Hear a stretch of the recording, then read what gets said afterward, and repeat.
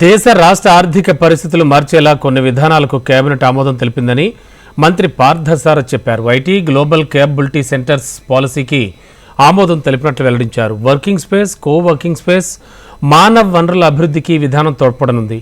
10,000 కోట్ల పెట్టుబడులు సాధించేలా garment policy రూపొందించనున్నట్లుగా తెలిపారు.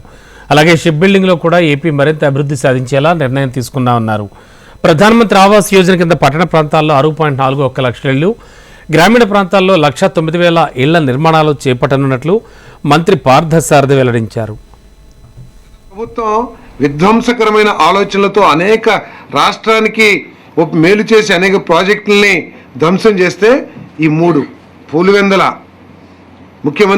గత ముఖ్యమంత్రి గారి కాన్స్టిట్యున్సీ దాదాపు 90%, 80%, 60% ప్రోగ్రెస్లో ఉన్న వర్క్స్కి ఈరోజు ప్రైజ్ అడ్జస్ట్మెంట్ ఇచ్చి వాళ్ళకి ఆ పనులు పూర్తి చేయడానికి ఈ ప్రభుత్వం నిర్ణయం తీసుకుందని చెప్పేసి నీటి ప్రాజెక్టులు. ఎందుకంటే అక్కడంతా కూడా డ్రాట్ ఏరియా, కరువులకి ఎక్కువగా గురయ్యే ప్రాంతాలు కాబట్టి కేవలం ప్రజల సమస్యలు దృష్టిలో పెట్టుకుని దీన్ని ఆమోదించడం కూడా జరిగిందని చెప్పేసి మనం చేస్తాం.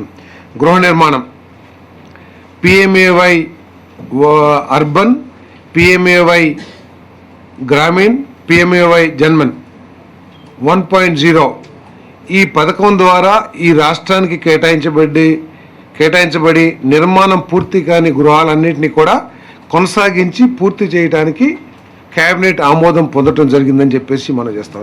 ఈ డిసెంబర్ 2024కి ఈ స్కీమ్ పూర్తి అయ్యే నిబంధనలు ఉన్నా కూడా ప్రత్యేకంగా ముఖ్యమంత్రి గారు కోరిక మేరకు ఈ ఇళ్లను నిర్మించడానికి 26 మార్చి వరకు కూడా కేంద్ర ప్రభుత్వం ప్రత్యేక దృష్టితో అవకాశం కల్పించిందని చెప్పేసి కూడా ఈ సందర్భంగా తెలియజేస్తా ఉన్నా. నేను ఇంకా 6.41 లక్షలు ఇల్లు పూర్తి చేయాల్సిన అవసరం ఉంది.